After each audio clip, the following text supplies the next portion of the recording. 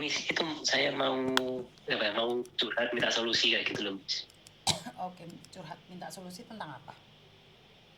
Tentang gini, Miss. Kan istri saya kan jadi TKW, Miss. Oke, terus? Nah, kan berapa bulan ya? Ya udah dapat sekitar kontrak lebih lah, mau 3 tahun. Terus? Nah, kan di akhir-akhir ini istri saya tuh ada keanehan kayak gitu kan. Ya penyelewengan lah. Nah, ini saya bujuk, saya suruh pulang, kayaknya mau, ya kan? Nah, itu biar istri saya tuh nantinya tidak berangkat lagi tuh kayak gimana nih solusinya ya? Maksudnya gimana? Kenapa kamu tidak ingin Maksudnya istrimu berangkat lagi? ya gini, saya punya kan sebenarnya saya kerjanya di Turki ya kan, cuma saya udah pulang ke Indonesia. Oke, terus? Nah, supaya gini, biar rumah tangga kita utuh dan ya biar anak kita jangan jadi korban kayak gitu loh, Miss. Oh, kamu posisinya di Turki tapi sudah pulang. Ya, posisinya sudah di Turki, udah pulang lah itu. Terus Semenjak saya kamu tidak menginginkan istrimu berangkat lagi gitu? iya, cuman istri saya kan masih dapat 3 tahun kayak gitu kan. Nah, itu solusinya kayak gimana biar dia gak berangkat lagi kayak gitu? Apa emang kita udah pulang terus udah gak berangkat lagi, emang itu gak masalah kayak gitu? Kalau sudah pulang berangkat lagi nggak ada masalah selagi majikannya masih mau. Bagaimana caranya agar istrimu tidak berangkat lagi? Yang berikan kenyamanan yang dia tidak ingin kerja di luar negeri lagi, Mas. Karena kerja di luar negeri itu sebenarnya berat sih. Sebenarnya berat. Jadi mungkin kamu harus mencintainya secara ugal-ugalan yang membuat dia nggak berangkat lagi gitu loh. Karena perempuan itu lebih mudah dihibur ya.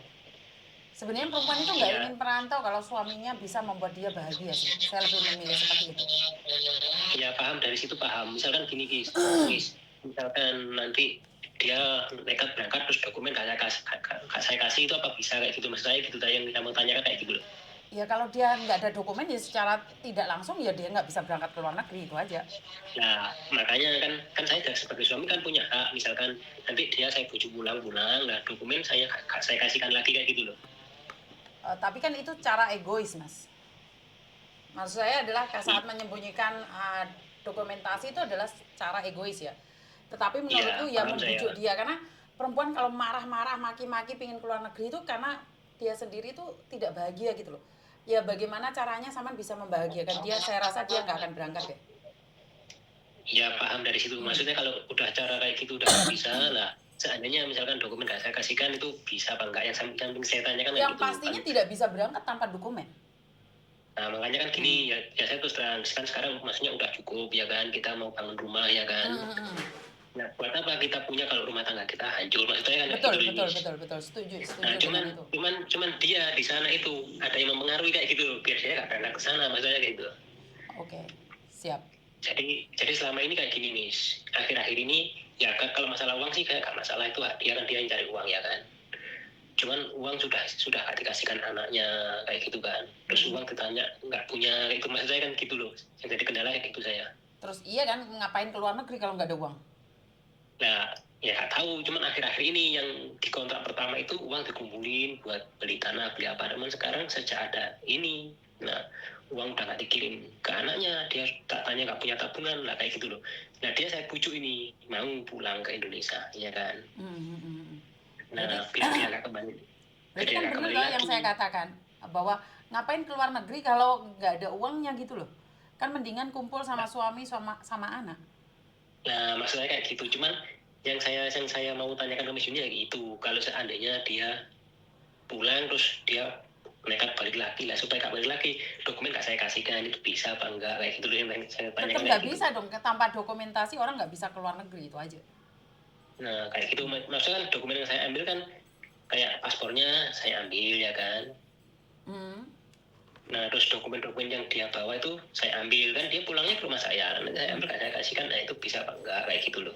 Tentunya tidak bisa tanpa dokumen keluar negeri, itu aja. Nah seandainya nanti agensi minta denda, kena saya sanggup membayarnya kayak gitu loh. Saya bertanggung jawab, saya mempertahankan biar rumah tangga dan anak saya nggak hancur kayak gitu loh. Oke, yang penting ya itu tadi cara yang paling ampuh, rayu dia dulu sebelum melakukan itu, karena banyak perempuan sebenarnya lebih terpesona pada keluarga ya. Jangan sampai dia terpesona sama orang luar, itu aja.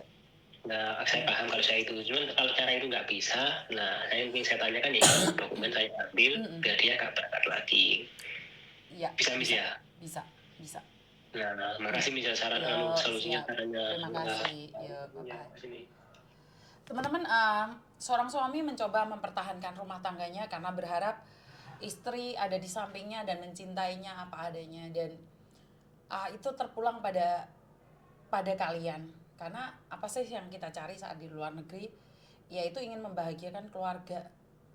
Tetapi kalau sudah cukup dan kebahagiaan itu masih kurang, ya mungkin syukurnya harus ditambahi. Saya tidak tahu kebahagiaan seseorang itu diukur dari berapa kayanya seseorang, atau memang kita harus berbahagia dengan apa yang kita punya.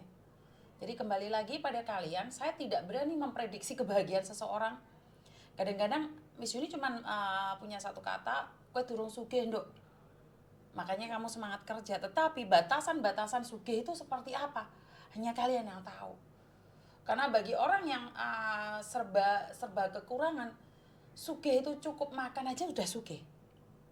Tapi bagi orang-orang yang biasa hidup mewah, punya mobil pun masih belum merasa sugih. Nah, ini pertanyaan ya. Jadi saya sendiri tidak berani mengatakan batasan sugih seseorang itu berdasarkan apa.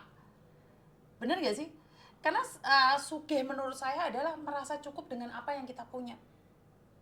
Kalau kita di kampung itu belum sugih karena rumah kita mau roboh, terus kita punya rumah cukup, ya udah sugih walaupun nggak punya sepeda motor.